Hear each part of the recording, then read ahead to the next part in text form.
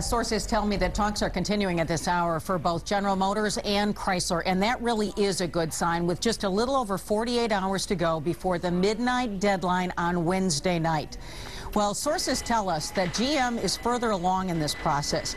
Their negotiators met both days this weekend. Last night, they were still there after 10 last night. Now, the big holdups are said to be over the size of the signing bonus.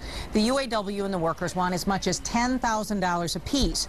Now, some have suggested that $7,000 to $8,000 is a lot more likely to see as a signing bonus. The cash payment is in exchange for not raising average wages and not reinstating automatic cost of living raises. GM doesn't want to do anything that raises their fixed costs, like guaranteeing raises for cost of living. Future gains would be seen through profit sharing.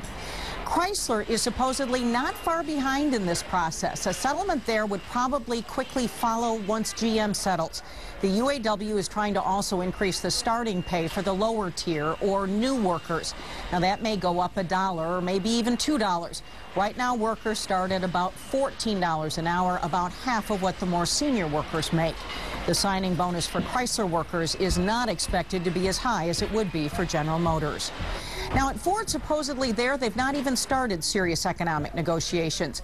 The UAW is expected to wait until they get the GM and Chrysler agreements hammered out before they talk money at Ford. Ford workers are still very upset about the nearly $30 million that was paid to CEO Alan Mulally, and they want a much larger piece of profits. However, the UAW's Bob King has promised not to disadvantage any of the Detroit Three.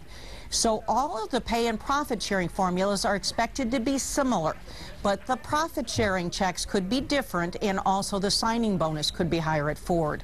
Now, during the bankruptcies, the UAW gave up the right to strike at both General Motors and Chrysler during this round of negotiations.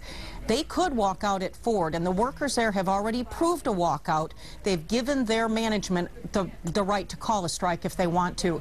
That is said to be unlikely because the UAW is trying to organize plants down south, so they're trying to look cooperative and not disruptive. So a walkout is unlikely unless they can get a larger piece of that profit sharing. Reporting live in the newsroom, I'm Mary Conway, Channel 7 Action.